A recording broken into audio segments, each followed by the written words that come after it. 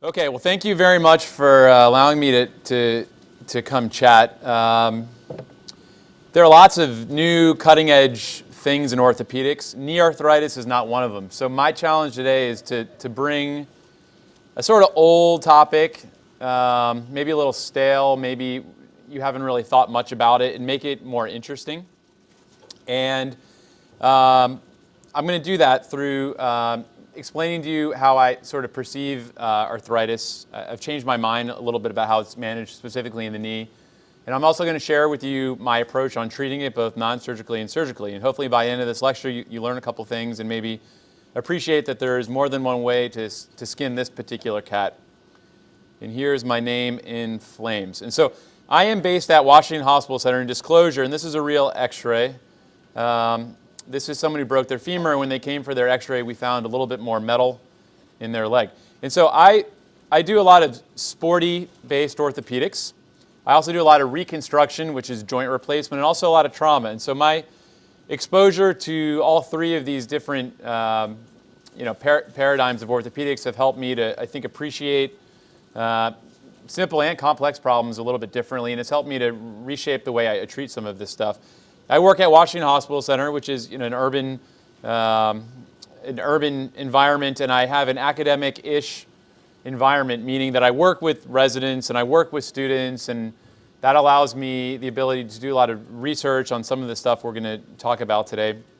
And I will tell you that my personal experience, and I think my personal experience is really mirrored in a lot of other orthopedics personal experiences, that the surgical management and specifically the use of knee replacement for arthritis is a little bit unpredictable and a little bit underwhelming. And I'm sure for those clinicians here who have taken care of people who have had knee replacements or even knee scopes for a diagnosis of arthritis, sometimes they do really badly. Sometimes they get stiff, and oftentimes they don't get better. And so that was my experience in my practice, and I'll show you sort of how I do things and think about things a little bit differently. So what is arthritis? Right, that's a really simple question that has potentially a really complicated answer. To me, arthritis is when you have cartilage injury on two sides of a joint. So this is the knee x-ray. These are the arthroscopic images of actually a physician, one of my colleagues who I operated on last year. And if you look at this, if you look at that top left picture, you'll see that's the top part is the femur. And that's perfectly white, so that looks beautiful. That center part is the trochlea, which is the part of the femur underneath the kneecap, and you can see how it looks a little bit worn. On that top right part, you can see how the whiteness has been converted to what we would describe as sort of like a crab meat appearance. It's very frayed. Same on the bottom left, which we're now looking at the tibia. And on the bottom right is the other side of the tibia. So is this arthritis? I mean, technically it is, but for knees, which are a little bit of a complicated joint, there's a medial compartment, there's a lateral compartment, and there's a compartment underneath the kneecap. And so I have begun to sort of treat these compartments sort of separately. So by that criteria, this person has some cartilage injury on one side of the patellofemoral joint, on one side of the medial joint, and on one side of the lateral joint. Is this someone who's going to respond well to a knee replacement? I would submit to you the answer is no, and we're going to follow this patient as we move forward. So here's the reality. Once upon a time, we do knee scopes all day long on patients. We would call them a degenerative knee scope, and this still happens. And we say, well, we're going to go in and clean up your arthritis. The problem is that that's not a thing. We have lots of evidence. This is the best example. This is a really legendary paper that was written and couldn't pass any IRB. They actually did sham surgery on people. They took a group of people and did degenerative knee scopes, and then they did another group of people and made an incision and did nothing. I mean, that's not something we can do today. And they found that both populations did the same, right?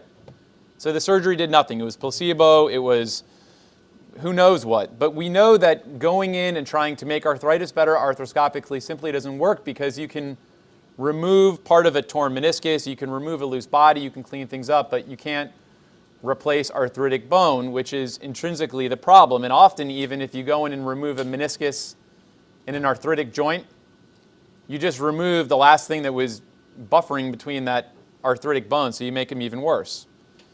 And then we look at knee replacement. And here's the sobering reality of knee replacement, which is done all day long appropriately, is that 66% of people feel normal.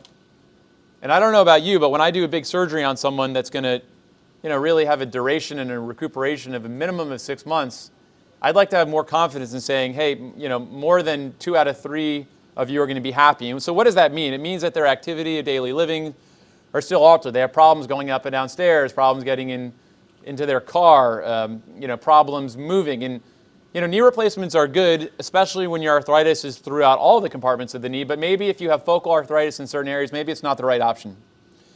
And so, again, to beat a dead horse, this is an example of a knee replacement. If you look at the picture on the right, you'll notice that the white part on the bottom and top of those bones is the metal. That is the knee replacement, and I like that x-ray on the right. The components, the stem of that component on the tibia is oriented directly down the tibia, and that's kind of the x-ray you want to see. And then you look at the x-ray on the left where everything looks a little bit crooked, and you can see the pointed part on that metal piece in the tibia is pointing out of the bone. The strange, funny thing about knee replacements is that I'm responsible for both of these x-rays. The one on the right who has the perfect x-ray does not like me. The one on the left loves me. And so there's this disconnect even between how they look on x-ray and how they do, which has been another source of frustration for orthopedic surgeons who love doing hip replacements because those people traditionally, universally do well even when they're non-compliant.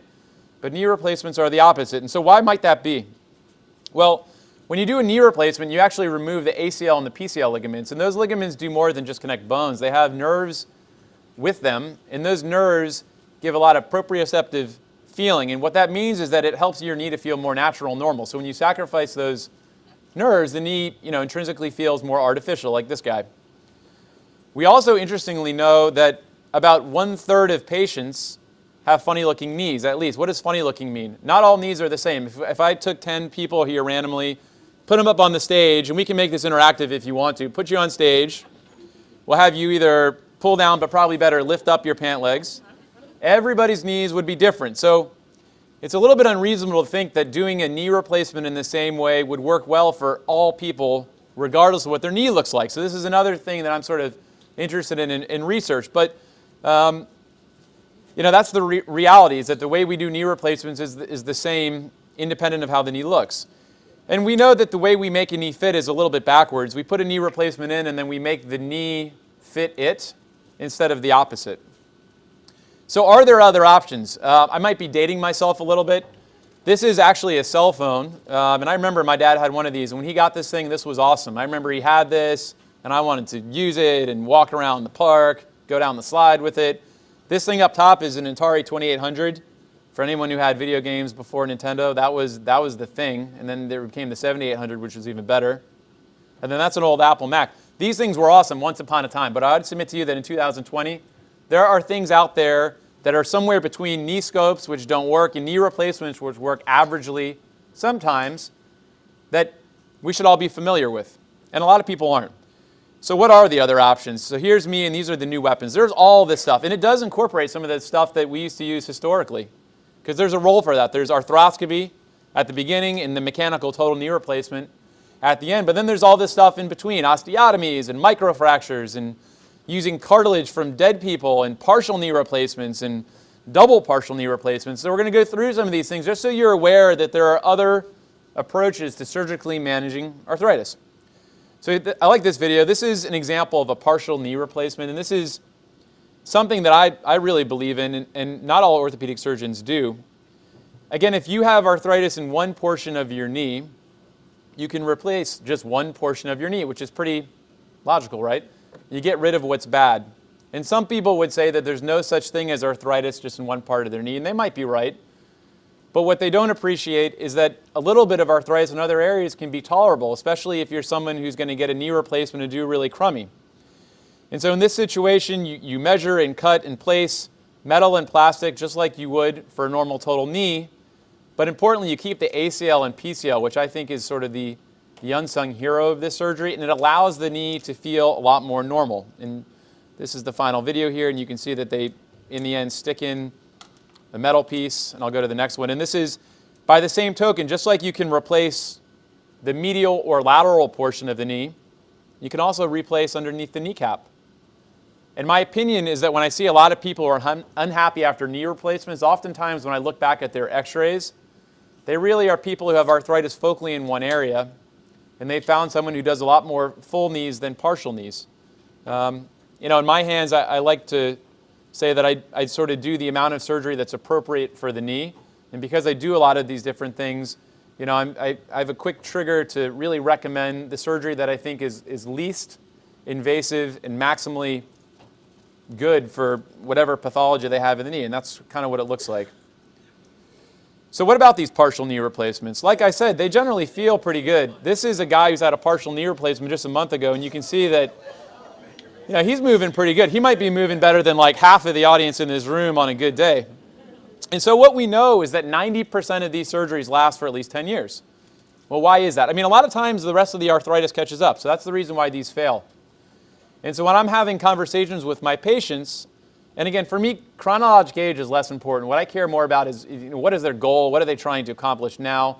You know, we can't, you know, predict the future. But what I will tell these people is that, you know, there's a chance in 10 years the rest of your knee catches up, and then, you know, we'll call a spade and maybe convert that partial to a full. I don't know that that'll be the case. It could be 5 years. It could be 20 years.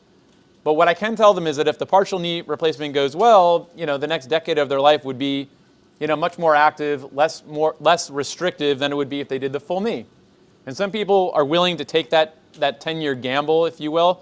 Some people just say, hey, listen, doc, give me a full knee replacement. I'll accept the limitations that are more intrinsic for a larger type of replacement. And that's the conversation I have with my patients all day long. We also know that if you have a little bit of some arthritis underneath your kneecap, as long as you talk about that before surgery and say, hey, you might have some pain going up and down stairs, those patients actually tolerate this procedure just fine.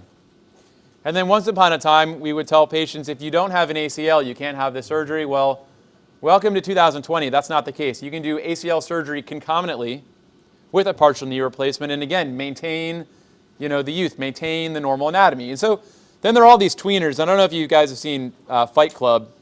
The first rule of Joint Club, my Joint Club, is that there are no rules. And so what does that mean? It means that in my practice, again, as I do sports medicine and reconstructive surgery and trauma surgery, I've sort of combined all these worlds. So I'm now combining reconstructive surgeries even with sporty surgeries, which I think is logical. And so here's a couple examples. What are these other options? You can do ligament reconstructions. You can use things called BIO-CARTILAGE, and there are procedures called Oates procedures and Cartiform. And if you look at this knee, this is on the right, and I should warn everyone, don't eat lunch right now. I'm going to show you some pictures. Maybe too late for that. If you look at that knee on the right, and this is a young person, and a lot of times in my practice I see people with avascular necrosis, and oftentimes that has to do with the antiretroviral medicines that they're taking for HIV. We see a ton of that at hospital center. I'm sure you see quite a bit of that there. But this is someone who is 30. If you look at the part of the knee that's more visible, if you look more closely, and I think it comes up well, it looks like the whole knee is collapsed. That's what avascular necrosis does. The bone collapses, and then the cartilage sags into it and becomes arthritic. And if you look above, that's my hand holding the femoral condyle of a freshly dead person, which sounds kind of eerie. It is a little eerie. But I can send the MRI of this knee to a blood bank, and they will literally send me a condyle, a part of their femur that is has exact measurements. And then you can take the exact shape of cartilage you need from the dead person knee and stick it in the new person's knee. And so that's what this is a picture of, and that's a pretty radical thing to do. But if you do even a partial knee replacement with metal and plastic, well, you know, that might work. But in a 30-year-old, you know, they're not excited about another surgery in 40 years and probably would wear out a little bit quickly. So here are a couple examples. This is, again, a 49-year-old person. If you look at that MRI slice on the left, you'll notice a black triangle between the bones. That is called the meniscus, and that's really important to disperse force throughout the knee. And if you look at the other side of that knee, you'll see that there's no black triangle. So this is someone who had likely appropriately a large meniscectomy, you know, years earlier. And that MRI slice in the middle shows where the ACL should be. So this person has no meniscus on the inside and no ACL. And once upon a time, you could not do a partial knee replacement. And so here's a clinical photograph on the right, and you can see that beautiful white. That's beautiful looking cartilage, but then there's that pothole, which is the problem. So I'll show you what I did for her. So this is a partial knee replacement. That black is the coating of someone who's received a particular implant that in this case has no nickel in it for allergy purposes, and that thing in the middle is the ACL. So You can see that, and if you look very closely on the part of that lateral femoral condyle, you see how there's that little circular piece? There was just a little bit of some cartilage lost there. So before I cut off the cartilage where I did the knee replacement, I took a little bit and then put it over there. And so that's a combination of combining a sporty procedure, which is called an OATS, which stands for autologous autograft, meaning you take bone from their own knee. I've moved it to a portion that needs it, and that works very well. Here's a lady who had a partial knee replacement with an ACL repair, which is also a little bit controversial. And again, I will challenge any orthopedic surgeon to have someone dance like this lady can dance with a full knee replacement. It just doesn't happen very often. She can get down and she feels good. It doesn't feel artificial.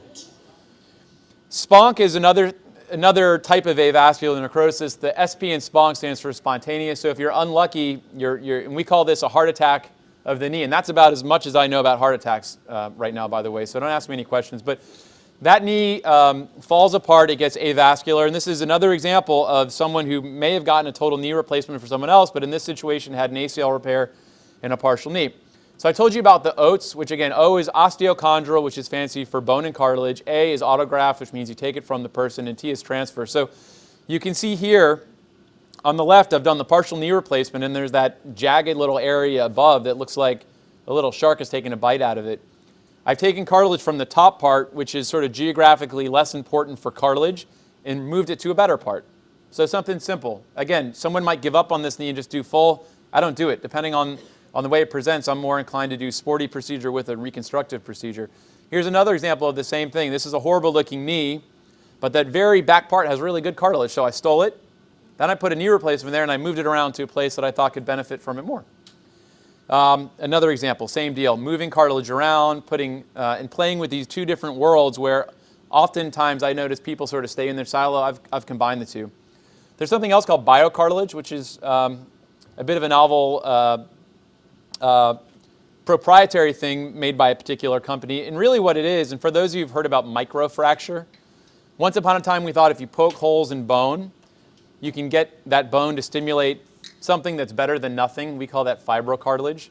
And so there's been some thought to add some biology to that fibrocartilage to make it as normal as possible, to make it more similar to the hyaline cartilage that you're born with. And so you take peripheral blood, you mix it with this biocartilage, which is extracellular matrix from cartilage, and then you then paste it in there and cover it up with the fibrin glue. And so here are examples where there wasn't a focal pothole, rather there was more of a diffuse area. And I've used this strategy often for the trochlea, which is the front of the femur, and even on the kneecap. It works particularly well for those areas because the shapes of them are rather funny. So it's hard for you to take a plug and move it to a shape that's convex. I'll skip that one. That one's kind of gross. So here's my algorithm. I look at everyone first without knowing how old they are. I think that's important, right? I see young people with old problems. I see old people with young problems. It doesn't really matter. It's all about expectations and what they want to achieve. And then I look at their knee, and I look at the medial joint, the lateral joint, the patellofemoral joint, and I sort of look at it as three little knees and one big knee, like three neighborhoods. And I treat each neighborhood differently, and I treat each neighborhood specifically. And in my practice, I do use arthroscopy. I use osteotomies, partial knees. These x-rays are kind of crazy. These are people who've had 2 partial knee replacements in one knee. And again, I don't do this frequently, but this can be done. FDA approved, can be done, but it has to be done with the right person. And a big part of my practice goes into the shared decision-making process where we're going through all of these different options. We look at bi-compartment partial knees, which are what these x-rays are. There's even a thought, and I'm a believer in this and research this, about putting the knee, remember I told you that knee replacements are generally put in the same way for everybody? It doesn't have to be that way. I'm putting knee replacements a little bit more in a patient-specific way. Meaning if you've had bow-legged knees for your entire life, I allow you to keep your bow-legged knees. I just replace that area in the context of that deformity. Patients that's how they were born. That's how they want to be. So in conclusion, and this is my family picture of mine, we get big into Halloween. This is Moana for those who've seen it. Arthritis is a diagnosis which is important and common and prevalent, and it's miserable and it's painful. And as our patients are living longer and staying more active, this is going to be a bigger deal for all of our patients. But the treatment, at least once it becomes surgical, is not binary. It's not doing a degenerative knee scope, which might buy them a month but fail. It's not due necessarily a full knee replacement, which might be a little bit more than what you need. I think this compartment-specific approach makes a lot of sense. It's very logical. I like to keep it kinematic. What that means is I like to keep as much of the knee as possible, including the ligaments, including normal cartilage, including the kneecap. And to some extent, this is a bit of an exaggeration, but the traditional total knee in my practice is the last thing that I would offer someone. And sometimes that is the right answer, and sometimes it's a great answer.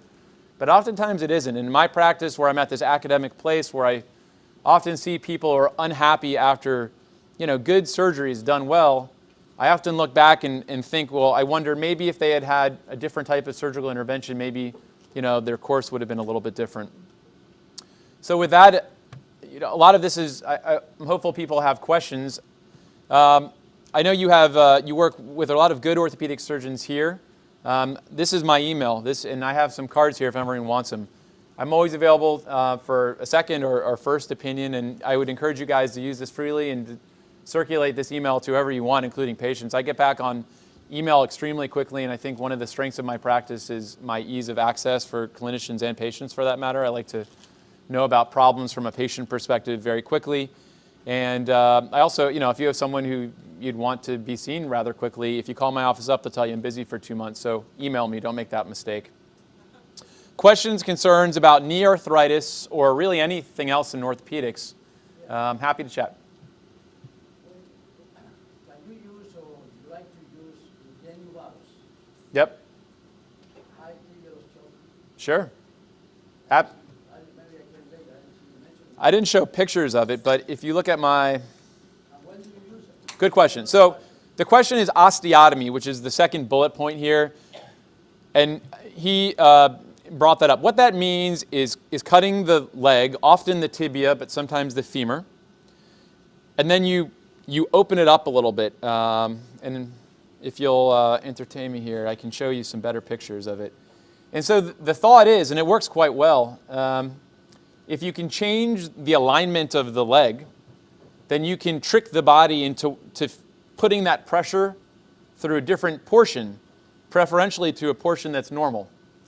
So for me, an osteotomy is very good for younger patients who are mildly to moderately arthritic and want to maintain high-impact exercises. Because the nice thing about the osteotomy is, well, it's breaking a bone. It's a big deal. I tell my patients, you realize you're asking me to break your leg. I mean, that's what they're asking me to do. But when it heals, it's a broken leg, and it's as strong as it was before. Let me see if I can show you guys a picture. So to me, it's for less advanced arthritis and someone who wants to stay with a high-impact job. Or like I just did one on someone, she was a 42-year-old boxer who had some minimal arthritis. I felt like the knee scope wouldn't be enough. She responded very well to an offloading knee brace, which is something that I use quite frequently, which is a brace that simulates pushing the knee more bow-legged or more knock-kneed. And when people really respond to those types of braces, to me, they become a better candidate for that type of surgery. While I'm looking this up, any other questions or concerns? Let's see.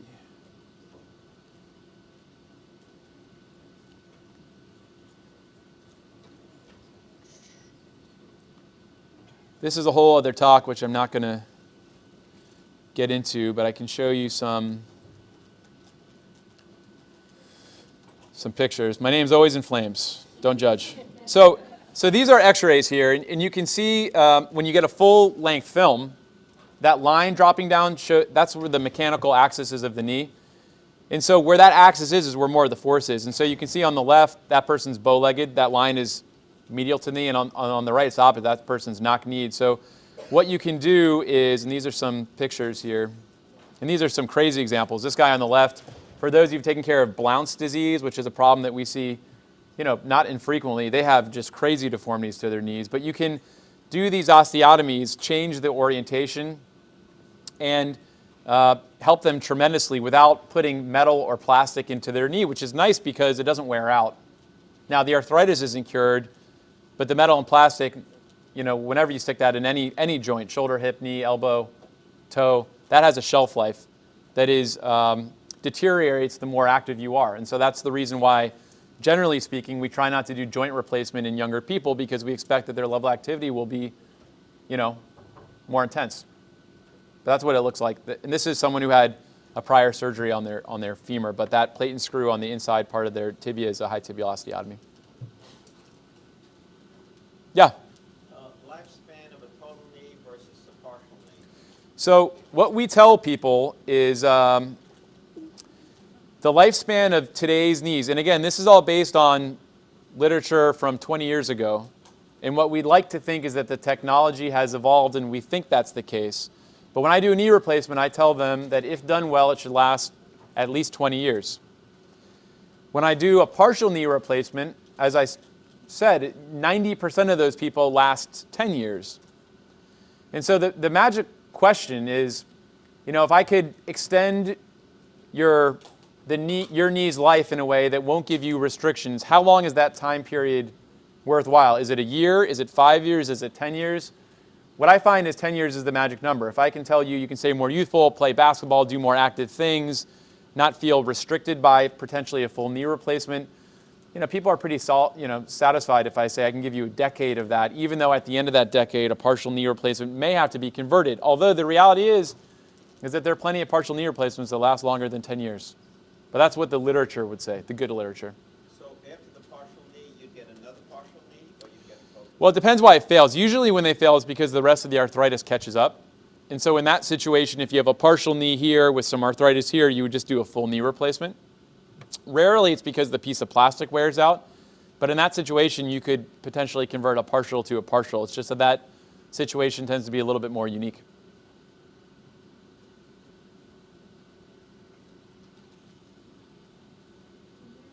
What do you think of the platelet-rich plasma? Great question. So that's a great question. PRP. Does anybody never heard of PRP? There's got to be some hands. All right, that lady over there. She doesn't know PRP.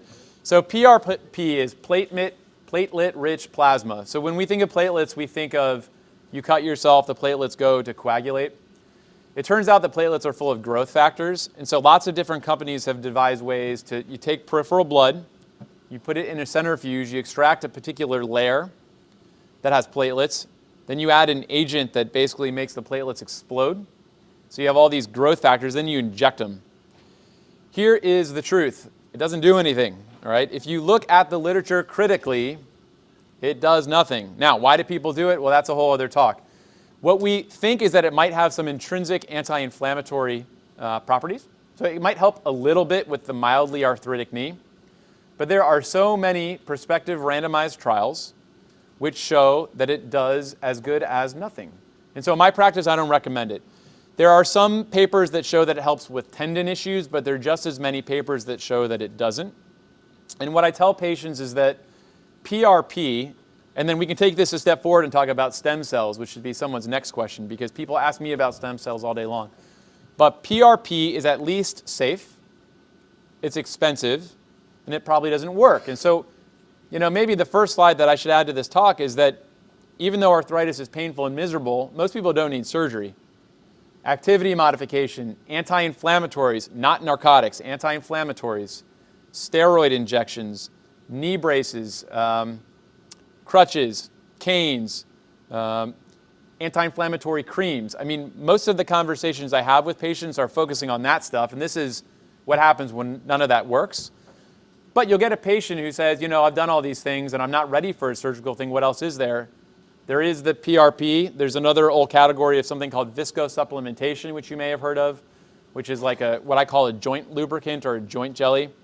Also, when you look at the literature for that stuff, it doesn't work, but still, anecdotally, I have patients who love it. I have more patients who say that was, a waste of time. I don't mind trying those things as long as they're educated and having appropriate expectations. And then once you get to the stem cell zone, stem cells are tricky because, it's a very sexy topic.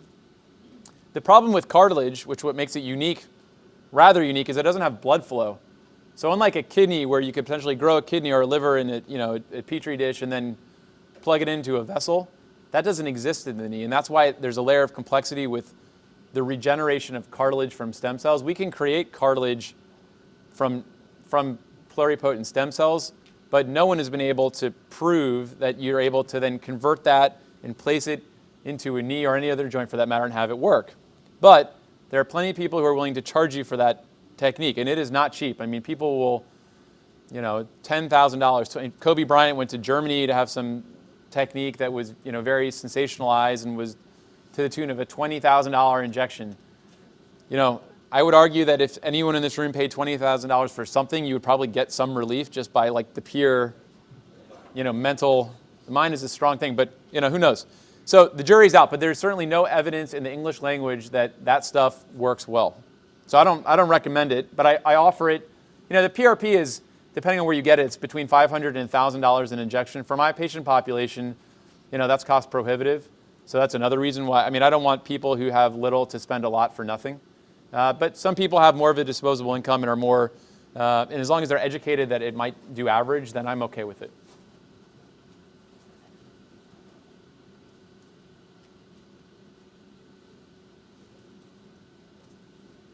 Any other questions? Remember, we can talk about anything in orthopedics. It doesn't have to be just my boring talk about arthritis.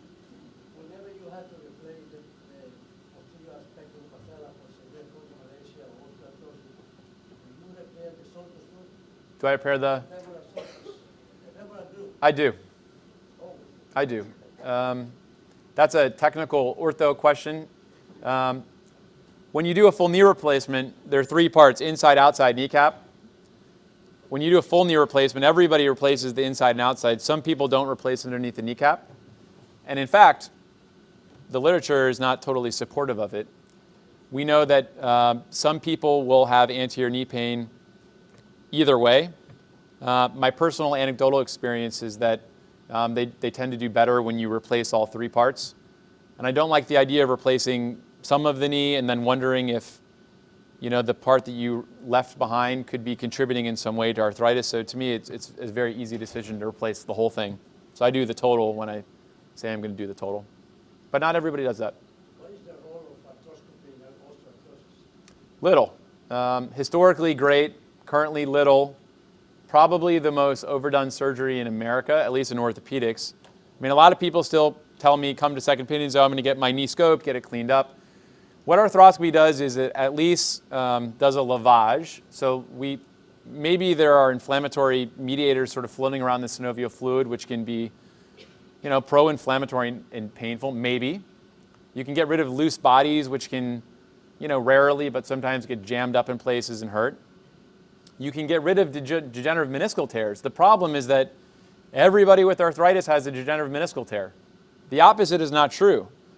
You can have a meniscal tear and not have arthritis, and those are the people who tend to do better with arthroscopy. But once you have arthritis, to me, the meniscal tear is the tip of the iceberg. And a lot of people, even a lot of orthopedic surgeons and doctors, will just, you know, put the blinders on, focus on the meniscus, ignore the cartilage, and then they'll get in there and then they'll wake the patient up and say, hey, listen, the good news is I got rid of your meniscus, but the bad news is you've got a really bad case of arthritis and you might need something. And, you know, again, it's attractive to do a minimally invasive surgery, especially before it happens, but it's not attractive to go through a minimally invasive surgery that doesn't work. And so there are unique situations where I think it's appropriate, where it's a little bit mild, or maybe, you know, as good as I think MRI is, it's not as good as we would like to think. It's about 90% accurate. And so another thing that I do in my practice, again, to discern between patients who might be a knee scope or to patients that might be more of a high tibial osteotomy or partial knee, is I've begun to do in-office arthroscopy, which is a very sort of new portion of orthopedics.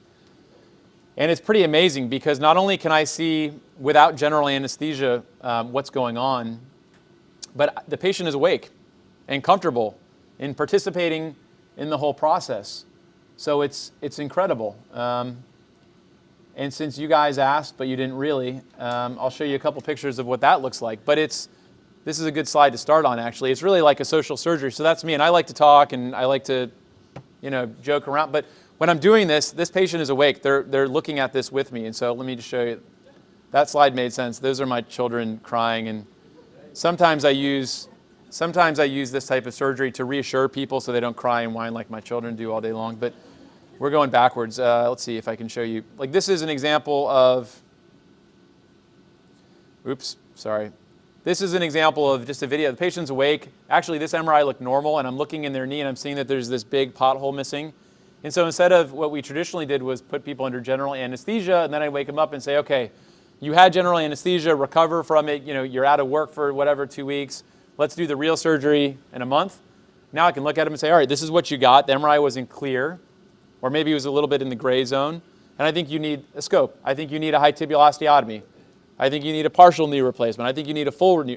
And it's a whole extra layer of information. And again, you know, I'm a big fan of shared decision-making process. You know, medicine is a complicated language, right? I can talk about it and I can simplify it, but seeing it is always way more powerful than talking about it on an MRI or an X-ray or any of this stuff. So there's a lot of really cool stuff. Here are more pictures of a meniscal tear.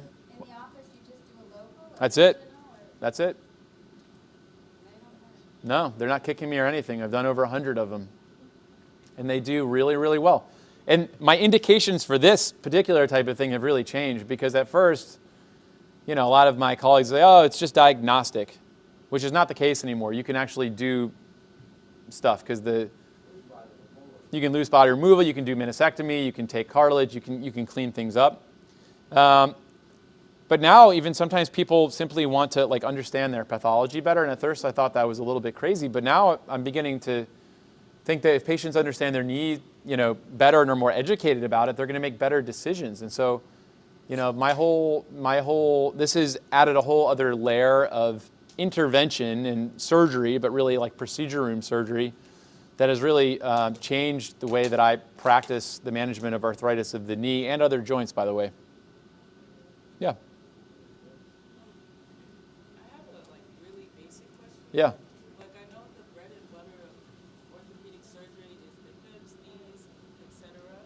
But what are some of the other minor things that orthopedic surgeons? So that's a good question. So I'm going to say it a little bit louder. So the thought was, you know, orthopedic surgeons often deal with the big joints like the hips and the shoulders and the knees. And so what I would say is that that's sort of true, but sort of not true. There's a lot of subspecialization in all of medicine, but especially orthopedics. I love my practice because I feel like I've subspecialized in lots of things, so I like that. I like the variety. But there are people who train in just foot and ankle, in just the wrist, in just the shoulder and the elbow. For me, I did shoulder, elbow, and sports.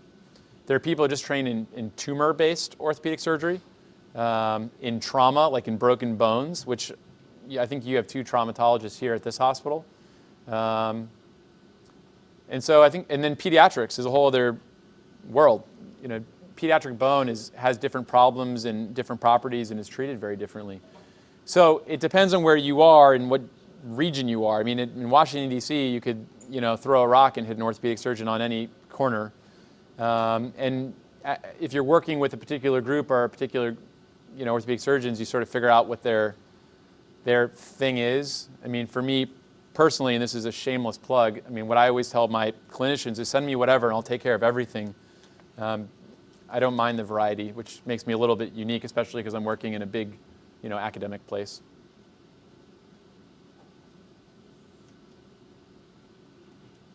Anything else? Questions, concerns, thoughts?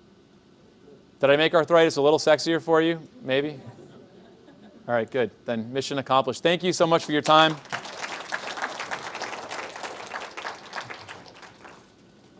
And don't forget to email me if you ever need me. And I do have, if anyone is interested, I did bring some cards if anyone would like. Is the email on the card? Yeah. Oh, great. Thank you. Sure.